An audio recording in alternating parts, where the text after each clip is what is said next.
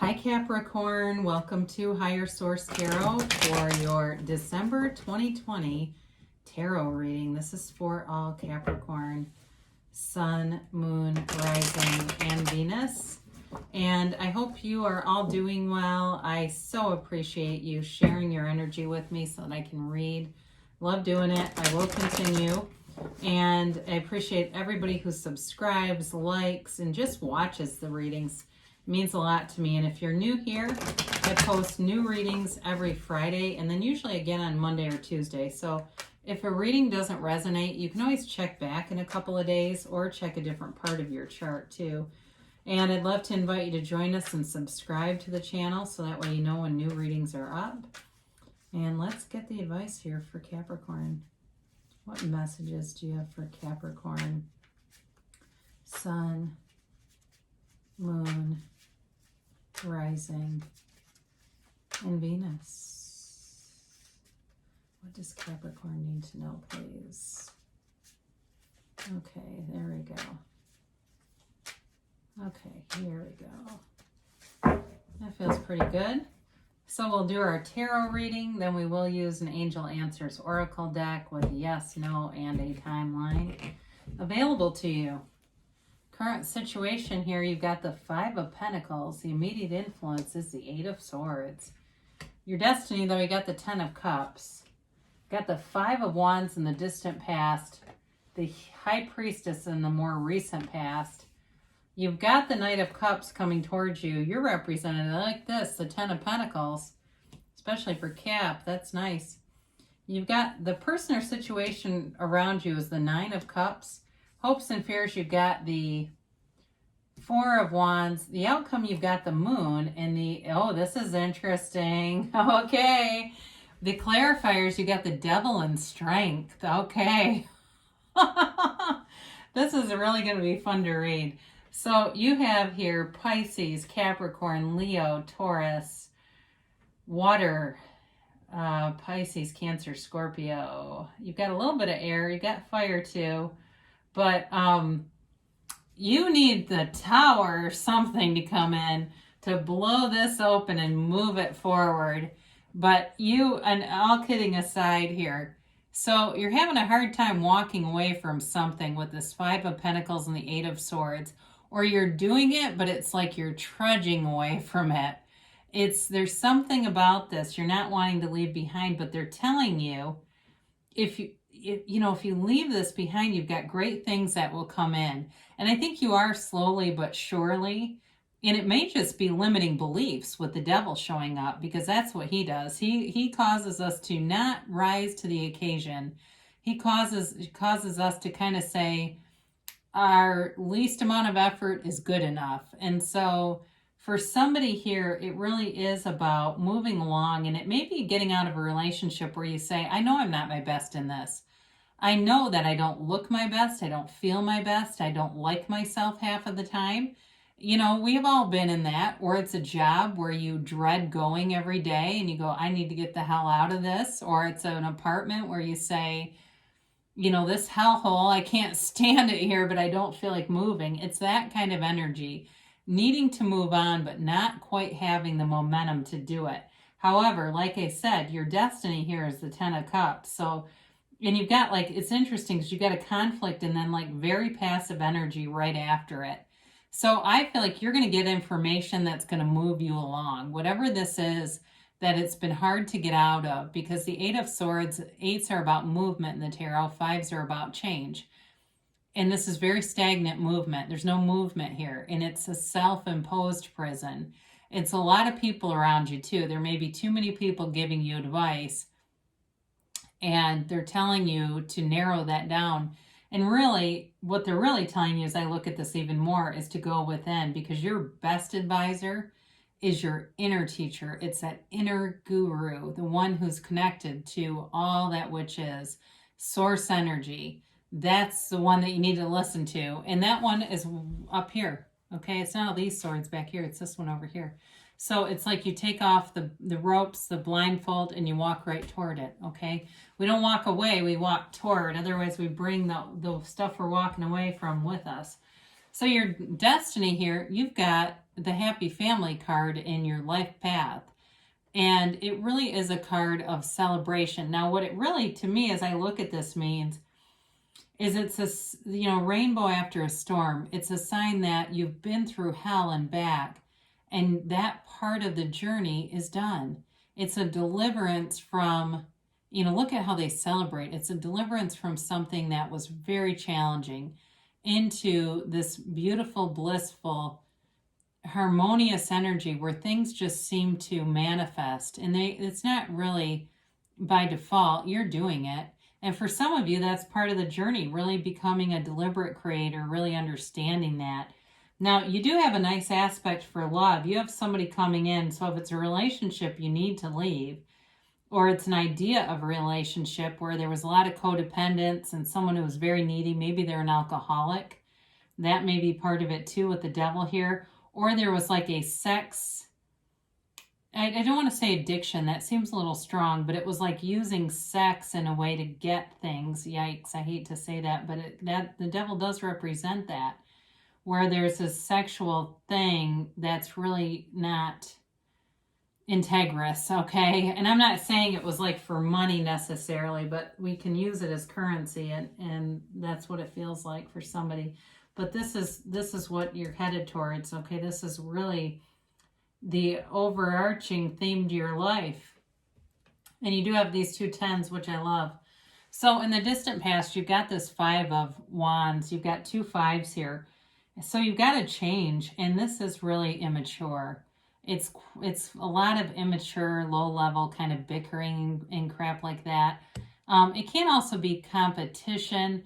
And so for some of you, there may have been jockeying for things at work, especially with the closures happening, and a kind of every man for themselves energy around you, where you may have been, well, talk about left out in the cold, you may not have been fully prepared for that if there were some disloyal people around you where you were thinking you were all working together, right? And the next thing you know, you're the one filing for unemployment. It's like, oh, that was nice. So you may have had a little bit of a 7 of Swords kind of energy with this too, but it does feel very chaotic. It feels like, I'm glad it's over, okay, for whoever this was for, because there was a lot of, it just, like I said, feels like jockeying for things and having to fight for things and be hyper aware and hyper vigilant. And who wants to stay in that state for long? That can make us become really neurotic. I can say I definitely saw that when we returned to work. I work with a couple of people that are good at what they do, but my God, are they neurotic now? Understandably, but still. So the more recent past, you came away from that 5 of Wands energy into the High Priestess. And the High Priestess is a beautiful card of spiritual serenity, surrender. She is an intuitive. The High Priestess is really telling you to follow your intuition, quiet your mind. If somebody here is interested in opening that psychic portal even more, be okay with that. It's calling to you, and it doesn't call to everybody. Certain people have this. Everybody has it. Now, let me back up a little. Everybody has it. But certain people are more called to it than others, and somebody here has this calling, and it's calling you, and that's okay. So don't be afraid of it, and you'll learn how to manage it. But with the High Priestess too, so getting away from that really chaotic energy may have resulted in some more exploration into the mystical, because she's also a mystic. So some of you too may be doing some studies, or it would be good to do some studies. Even things like Carolyn Mays, or it's Mace, but it's spelled M-Y-S-S. She's a PhD theologist, but she teaches a lot about mysticism, and she used to do a lot with medical intuition, which is basically like medical psychic work. So for somebody here, you've got something there, that could end up being even where you're doing professional readings. That's not for very many people on here. I think the more overarching feeling of this is about passivity, cutting yourself off from a lot of conflict, going within, and really allowing spirit to guide you. I'm just looking at the picture here to see what stands out. She holds the laws of life in her lap. She holds the laws of the universe, and that's your key to it all, is allowing the universe to be your guide. And we don't have to worry about the rest of it. you've got this beautiful inner teacher who will guide you as long as you connect. So allow that to happen again. So maybe for all of you, it's not even as much about the psychic portal as just opening up to that inner guidance system. Your emotional guidance system is the key to a lot of this. And this is also a card of raising your vibration to all the waves in her gown. It's seeking the truth, but it's also raising your vibration. And as you do that, you're going to attract something really beautiful. So you've got this Knight of Cups who comes along, and the Knight of Cups, Knights are well-intentioned, but this one is very deliberate. He's very thoughtful, and so for some of you, you're attracting a love who does a lot of nice gestures, somebody who is very kind, very thoughtful, as I said. I feel like they like lavender spray on their sheets, just, or maybe they put it on yours, and it could be male or female, I don't care. They kind of like to do all these nice touches, and and they're really getting into alpha sleep at night. I mean, they're really in touch with who they are, and they've got a beautiful energy. I feel like they are the kind of person that they stop their car to allow geese or ducks to cross the road. You know what I mean? They stop traffic for that kind of stuff. And it's nothing to them. It's just how they live. They're in alignment. They really have a beautiful energy about them. So you're manifesting this person, but they're also manifesting you. So they may even know that. They may say, you lived in my heart so long before this. I feel like they can feel you inside of them. If you haven't met this person yet because of all the conflict and crap over here, you're going to be head over heels. It really is a beautiful relationship. So for some of you, it's going to take some time, though, with the moon and strength showing up here as clarifiers. The strength card also might, too, be about not going back into that devil energy, because the more we dip into that, the more it can keep us away from really manifesting the things that our heart desires and we're worth and all that good stuff. So again, there's visualization happening here. And so for you, too, be clear about what you want. Write down the qualities that you want and know that you can have them. It doesn't matter what you've had in the past. It really, all that matters is now. What do you believe now? You're represented here by this Ten of Pentacles. So you've got the Ten of Pentacles as you and the Ten of Cups as your destiny. It's really the best of both worlds. It is a new cycle. It's your life cycle.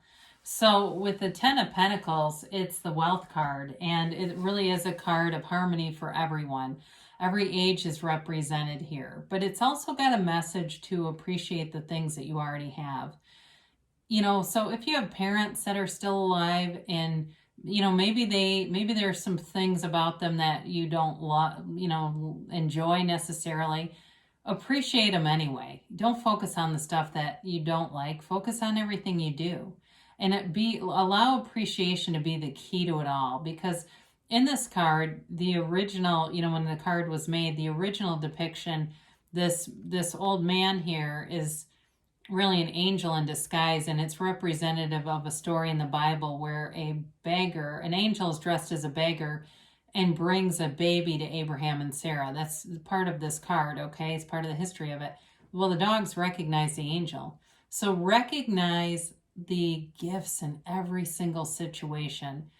If you're in traffic and you're like, God, I was hoping to get there earlier, recognize the gifts in that. But when I'm listening to this podcast, and I guess I'll get to finish it now, this truly is about recognizing the gifts and appreciating the gifts. And in this relationship too, because that's how you'll stay in alignment.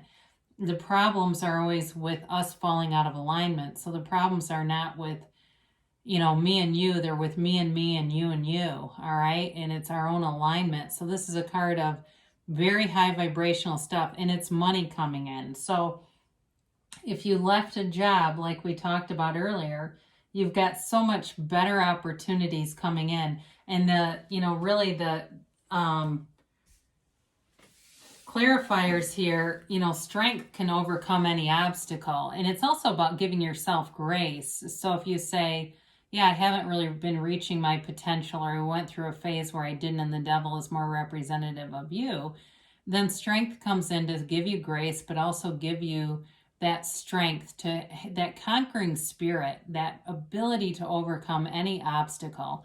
And so in terms of who you're attracting or the situation, it's the Nine of Cups. So it's almost a conclusion of a cycle, which is interesting with then the 10 being in your life path, right?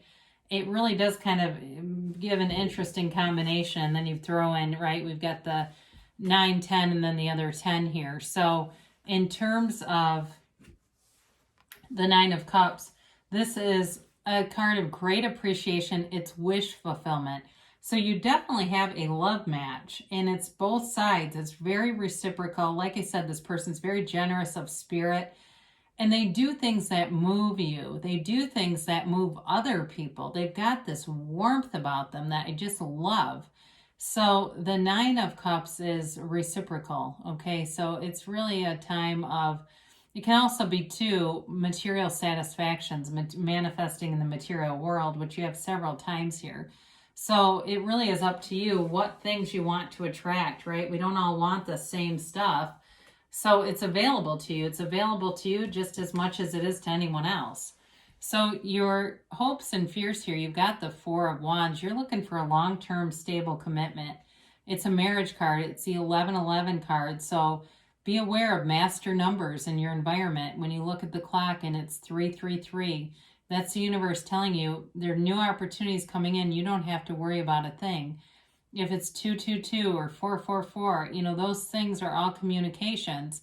So with this, though, it's also leaving, what I feel is coming through is leaving limiting beliefs behind. They're leaving this walled city behind to be delivered into this beautiful open arches, these pillars, and they're celebrating, very celebratory energy throughout the reading. You have it multiple times. Much like the 10 of Cups, as they raise their hands to the rainbow and they're dancing, the Four of Wands has a very similar energy. This is a card of manifestations, and it's telling you that your manifestations are on the way. They're already developing. There's already momentum here. This is in the 3D world. So this is also a card, too, for work. Very positive aspects in terms of developing or manifesting at work.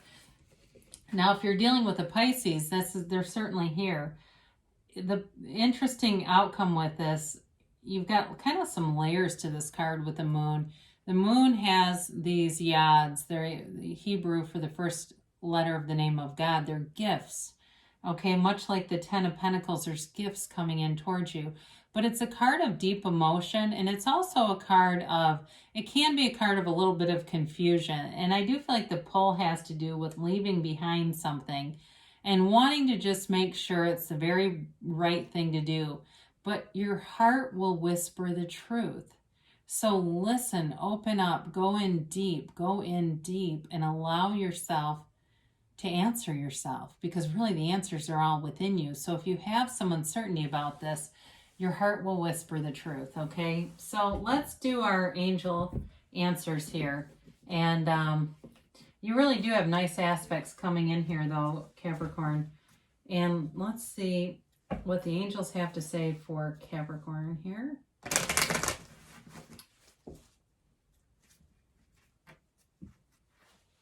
And